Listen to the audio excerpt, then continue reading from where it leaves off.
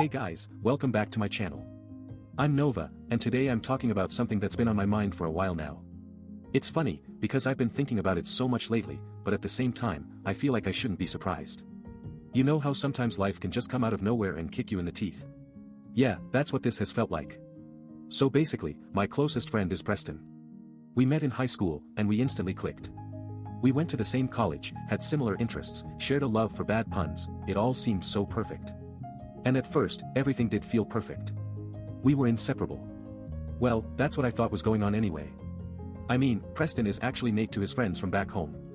They're basically brothers, and have been best buds since childhood. But whenever we hang out, it feels like we've known each other forever too.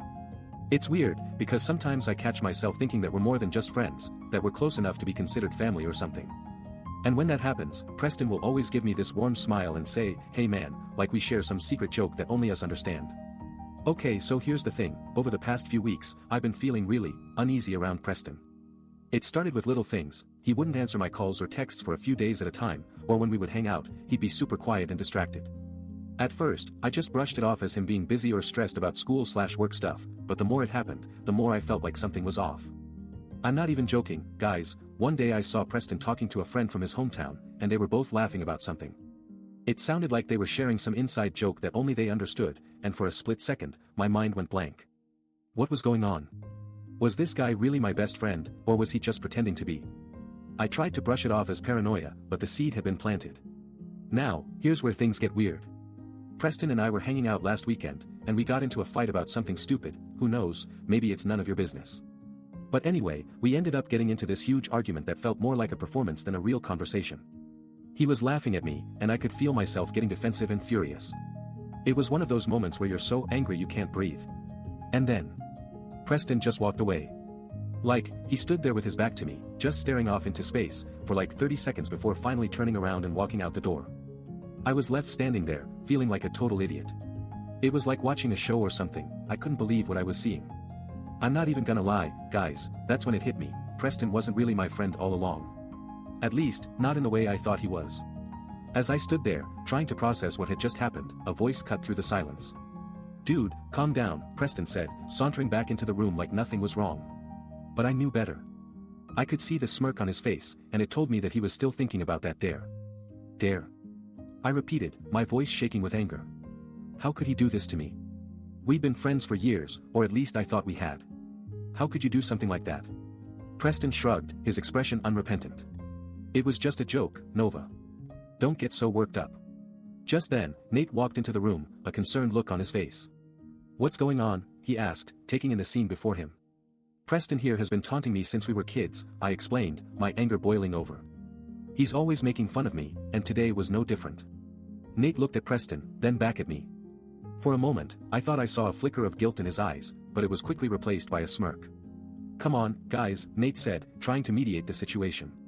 It's just a joke. Let it go. But I wasn't letting it go. Not yet. I needed answers, and I needed them now. How could you do something like that? I demanded of Preston again. We've been friends for years, and this is how you repay me. Preston sighed, running a hand through his hair. Nova, stop being so dramatic. It was just a dare. Nate made us all play along. I felt my anger spike at the mention of Nate's name. How could he do that to me? I thought we were closer than that. You know, guys, Preston said, his voice dripping with condescension, Nova here has always been so sensitive. It's like she can't even take a joke. I felt my face burning with rage. How dare he? He was the one who had been playing me all along, and now he was going to try to blame me for being too sensitive.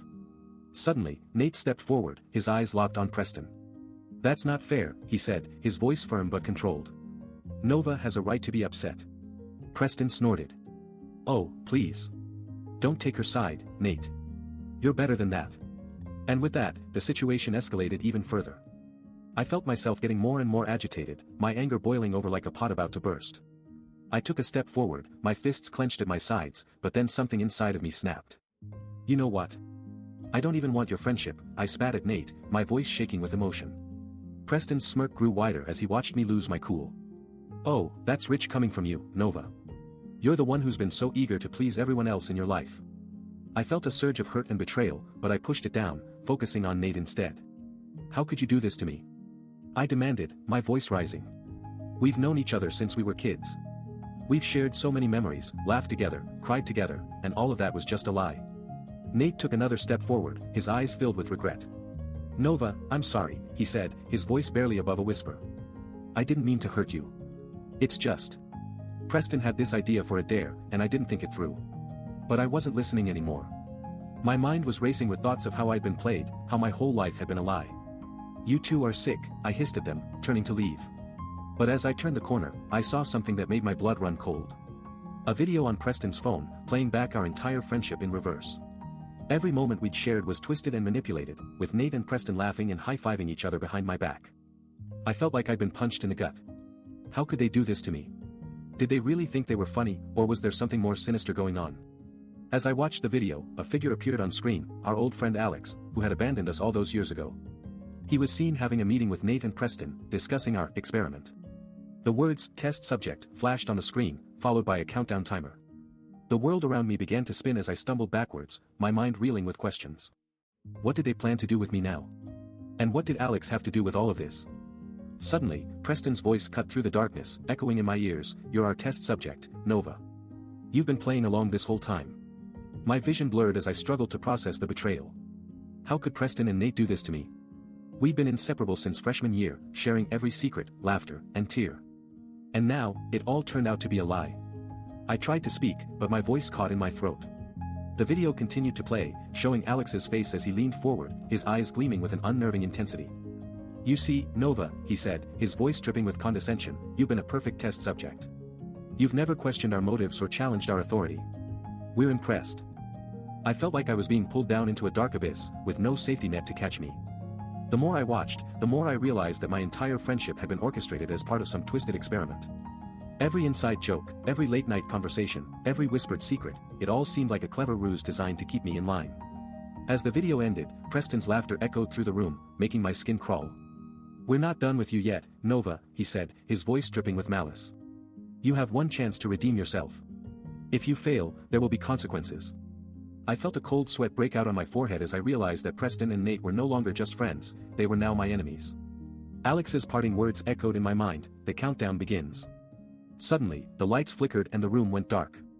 I was plunged into total darkness, surrounded by an oppressive silence. When I stumbled forward, trying to make sense of what was happening, I felt a hand grab my arm, holding me back. "No, Nova," Preston's voice whispered in my ear. "Don't even think about it. You're still our test subject. And if you try to leave, we'll make sure your life becomes interesting." I tried to shake off his grip, but he only tightened it, his fingers digging into my skin like talons. I knew then that I was trapped, caught in a web of deceit and betrayal from which there might be no escape. And as the darkness closed in around me, I heard the unmistakable sound of footsteps, growing louder with each passing moment. As the footsteps drew closer, I felt my heart racing with anticipation and fear. Suddenly, a faint light flickered to life, illuminating the cold, sterile walls that seemed to be closing in on me. Preston's grip on my arm relaxed, and I stumbled forward, blinking away the darkness. The room came into focus, revealing Nate standing before me, a mixture of guilt and defiance etched on his face. Next to him stood Preston, an expressionless mask covering his features. "You should have listened when you had the chance," Nate said, his voice laced with regret. "I'm sorry, Nova. I never meant for things to go this far." Preston stepped forward, his eyes cold and calculating. "You'll make a perfect test subject, after all. Your fear, your anger, it's intoxicating." Nate took a step back, shaking his head. "No, Preston, that's not what I said. We were just trying to prove a point, a dare gone wrong. You were the only one who was willing to go along with it." I felt like I'd been punched in the gut. My closest friend, my confidant, had lied to me. The thought sent shivers down my spine. "Why didn't you tell me?" I asked, trying to keep my voice steady. Nate looked away, his eyes fixed on the floor. "We were young, reckless. We thought it would be funny, a game to play with your sanity. But we didn't mean for it to get this far." Preston snorted, his expression twisted in disdain. "You really think you're better than us? You think you can just walk away from the deal?" I turned to him, my anger boiling over. "What deal? There was no deal. Just a lie, a web of deceit spun around me by people I thought I trusted." Nate took another step back, his eyes wide with fear. "Nova, please." But I wasn't listening. I was too busy trying to process the betrayal that had been staring me in the face all along. And honestly, I still wonder if there's more to the story than what Nate just told me. Was it really just a dare gone wrong, or was there something darker at play?